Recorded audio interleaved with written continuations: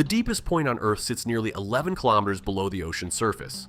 We have sent people down there multiple times. The first dive was in 1960. But Bouvet Island, a place sitting right on the surface of the Earth, was discovered in 1739 and then lost. The coordinates were wrong, and for over a century explorers kept sailing to where it should have been and finding nothing but open ocean. Even today, expedition ships arrive within sight of Bouvet and turn back because the ice cliffs make it physically impossible to land. These are 7 places on the surface of the Earth that are harder to reach than the bottom of the ocean. If you are into places humans were never meant to reach, you know what to do. Imagine sailing for days across some of the roughest water on the planet. 2,560 kilometers of open Southern Ocean from Cape Town, through swells that roll in with nothing to stop them, all the way from Antarctica. Your ship finally closes in on a dark mass of rock and ice rising out of the spray. You can see it, you can photograph it, but you cannot step on it. That is Bouvet Island. The most remote island on Earth, and one of the few places where just arriving is not enough. Bouvet sits roughly halfway between South Africa and Antarctica, surrounded by sheer ice cliffs that drop straight into the sea. There is no natural harbor, no sheltered cove, no beach. Almost the entire coastline is vertical ice and black volcanic rock battered by constant surf. The only possible landing zone is a narrow rock shelf on the western side called Nairoisa, a tiny platform created by a landslide in the 1950s. Even that shelf is only accessible in rare weather windows when the swell drops low enough for a small boat to pull alongside without being smashed against the cliffs. Ships have crossed the entire Southern Ocean, reached Bouvet, circled it for days looking for an opening, and then turned around and gone home. Norway claims the island, and a small automated weather station sits on Nairoisa, built to support about 6 researchers at a time. It operates for maybe 2 to 4 months a year when conditions allow. The rest of the time, the station sits empty, battered by wind and ice, monitored only by satellite. In all of recorded history, fewer than 100 people have ever set foot on Bouvet Island. Not because nobody has tried, but because the island actively resists human presence. The ocean guards it. The ice walls seal it. And even the weather seems designed to push you away. Bouvet is a place you can see but not touch. An island that exists on every map but belongs to no one who has ever tried to reach it. So the question becomes, what is more remote than an island you can sail to but cannot land on? The answer is a point in the ocean where there is no island at all. There is a coordinate in the South Pacific so far from anything that it barely qualifies as a location. It is called Point Nemo, the oceanic pole of inaccessibility, and it sits 2,688 kilometers from the nearest land in every direction. To put that in perspective, that is roughly the distance from New York to Las Vegas, except there is nothing around you but deep, empty ocean. No shipping lanes cross it, no commercial flight paths pass over it. The water beneath it is more than 4,000 meters deep, and the surface above it is so consistently devoid of human activity that the people physically closest to Point Nemo at any given moment are usually astronauts aboard the International Space Station, orbiting 408 kilometers overhead. They are closer than anyone on land. Because of that emptiness, space agencies chose this region for one very specific purpose. It is the world's Spacecraft Cemetery. When a satellite or space station reaches the end of its life and needs to be deorbited, mission controllers aim it here. Over 260 spacecraft have been deliberately crashed into the waters around Point Nemo, including large sections of the Russian Mir space station. The logic is brutally simple. There is nobody to hit. No expedition has ever been launched to Point Nemo itself because there is no reason to go. There is nothing to find, nothing to study, nothing to stand on. It exists purely as a mathematical fact, the single point on Earth's surface farthest from any coastline. And yet that emptiness is exactly what makes it remarkable. In a world where satellites map every square meter of land and ships crisscross every major ocean, Point Nemo is a reminder that there are still places on this planet defined entirely by absence. But at least Point Nemo does not pretend to be livable. The next place on this list has 250 permanent residents and still almost no way in or out.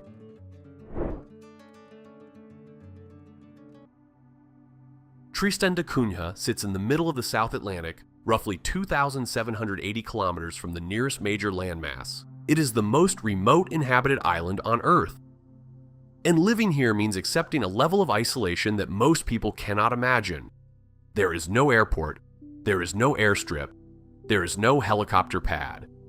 The only way to reach Tristan da Cunha is by ship from Cape Town, a voyage that takes 6 to 7 days across open ocean. Those ships run only a handful of times per year, sometimes 9 sailings in a season, sometimes fewer. If you miss the boat, you wait. If the seas are too rough to dock, you wait. If you have a medical emergency that the island's small clinic cannot handle, you wait for the next available vessel and hope the timing works.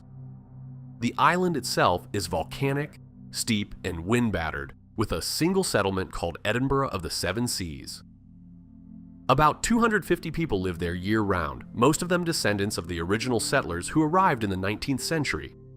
They have a school, a post office, a pub, and a small general store. Life is quiet, tight-knit, and deeply shaped by the ocean that surrounds them. The island's own government website does not sugarcoat the situation. It essentially warns potential visitors. Do not come unless you are fully committed to the journey, because once you are here, leaving is not up to you. It is up to the sea and the schedule. In 1961, a volcanic eruption forced the entire population to evacuate. They were shipped to England, where they lived for nearly 2 years before choosing, almost unanimously, to return. That decision says something about the people who live on Tristan. Isolation is not a drawback for them, it is the point. But Tristan at least has a community, a harbor, and a functioning society. The next place on this list makes Tristan look cosmopolitan. Over 3,300 kilometers from the nearest inhabited territory, deep in the southern Indian Ocean, lies a scattering of windswept islands the French named Les Îles de la Désolation, the Desolation. Islands. The name was not poetry. It was a description, and nothing about the place has changed since. Today they are officially called the Kerguelen Islands, part of the French southern and Antarctic lands. There is no airport, no commercial flight service, and no regular shipping route.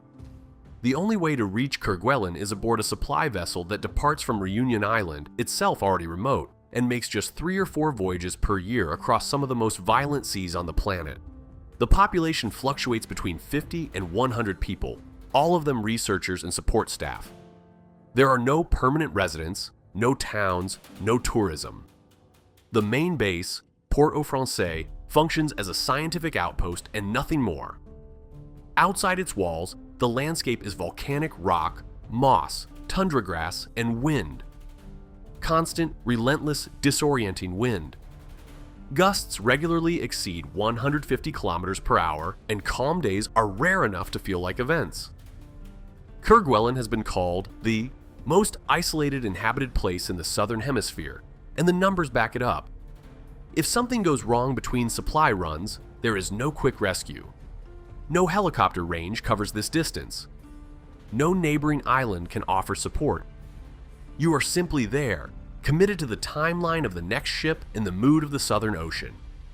You might assume that true inaccessibility always involves water, vast oceans, impossible coastlines, islands guarded by ice.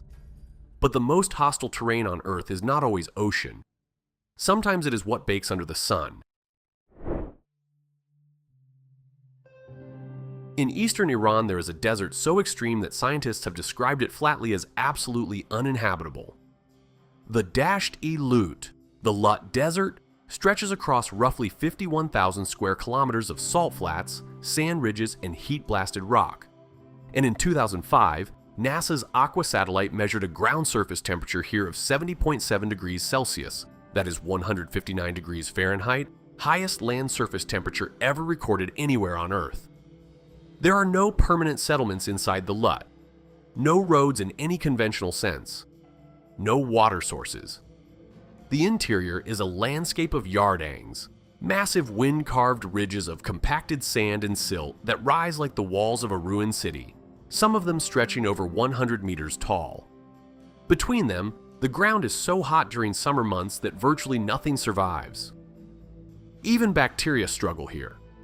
The only way into the deep LUT is a network of unmarked 4x4 tracks known to a handful of local guides. These guides bring everything: water, fuel, spare parts, recovery equipment, because if your vehicle breaks down, there is no second option. No tow truck is coming. No village sits over the next ridge. You either fix the problem yourself, or you are stranded in one of the most lethal environments on the planet. Scientists use the LUT as a natural laboratory for studying the absolute limits of heat tolerance. Organisms survive or fail to survive under extreme solar radiation and surface temperatures that approach the boiling point of water. It is one of the few places on Earth where the ground itself becomes the danger, where the terrain is not just difficult but actively hostile to biology. But the LUT, brutal as it is, lets you leave. You drive in, you drive out, assuming everything goes right. The next place on this list barely lets you arrive. Deep inside Antarctica, beyond the ice shelves and far from any research station on the coast, lies a landscape so extreme that NASA uses it as a stand-in for the surface of Mars. The McMurdo Dry Valleys are a series of glacier-carved valleys in the Transantarctic Mountains where it almost never snows, almost never rains, and almost nothing lives. These valleys are among the driest places on the planet, drier than the Sahara. Temperatures regularly drop below -40 degrees Celsius in winter, and the air is so cold and so dry that exposed skin cracks within minutes. The ground is barren rock and gravel, scoured by katabatic winds that pour down from the polar plateau at speeds that can knock a person off their feet. Reaching the dry valleys requires an icebreaker to McMurdo Station, then a specialized ski-equipped aircraft or helicopter to the valleys themselves, a chain of logistics that only a handful of national Antarctic programs can support. Independent travelers cannot go here. There are no commercial routes, no tour operators, and no infrastructure in the valleys themselves. Every piece of equipment, every calorie of food, every liter of fuel must be flown in by aircraft that depend on weather windows which may not open for days. Rescue here is theoretical. If something goes wrong, an injury, an equipment failure, a sudden storm, evacuation depends entirely on whether conditions allow a flight. And in Antarctica, conditions rarely cooperate on demand. Field teams working in the dry valleys carry enough supplies to survive extended delays because the alternative is not an option. What makes this place so valuable to scientists is the same thing that makes it so hostile to humans. The dry valleys are the closest thing we have to another planet's surface without leaving Earth. Researchers study extremophile organisms here, microbes that cling to life inside rocks, surviving on almost no water and almost no warmth, because understanding how life persists in these conditions helps us understand where it might exist on Mars. But every place on this list so far shares one common trait. They are hard to reach because of where they are. Remote oceans, frozen continents, scorching deserts. The final location is different. It is hard to reach because of who is already there, and because your arrival could be the most dangerous thing that ever happens to them. In western Brazil, near the borders of Peru and Colombia, lies the Vale do Javari, over 85,000 square kilometers of Amazon rainforest so dense that GPS signals fail under the canopy. That is an area larger than Austria, covered in a labyrinth of rivers, oxbow lakes, and flooded forest where you can become permanently lost just a few kilometers from your starting point. Explorers who have entered the margins of the Javari describe a world that swallows you. The rivers split and merge without logic. The canopy blocks the sky. Sound travels strangely, and distances that look short on a map become days of effort through mud, water, and vegetation so thick you cannot see 10 meters ahead. But the jungle is not the real barrier. The real reason the Vale do Javari is one of the hardest places on Earth to reach is the people who live inside it. The territory is home to dozens of indigenous groups, including some of the last uncontacted peoples on Earth, communities that have had little or no interaction with the outside world. Their isolation is not accidental, it is deliberate and in many cases actively defended. The danger of contact is not hypothetical. Uncontacted groups have no immunity to common diseases that outsiders carry. Influenza, measles, respiratory infections that a visitor might not even notice in themselves. A single illegal expedition carrying ordinary pathogens could devastate entire communities. History is filled with examples. First contact events across the Americas have repeatedly led to mortality rates of 50% or higher from disease alone. Brazil's federal agency FUNAI enforces strict access controls over the Vale do Javari, not to protect outsiders from the forest, but to protect the forest's people from outsiders. Entry without authorization is a crime. Surveillance teams monitor the territory's borders, and the restrictions exist because the consequences of ignoring them are not fines or penalties. They are measured in human lives. The Vale do Javari is the only place on this list where the act of reaching it is itself the danger. Every other location threatens the person trying to get there. This one threatens the people who are already inside. The Mariana Trench was an engineering problem. Build a vessel strong enough, seal it tight enough, and the ocean lets you in.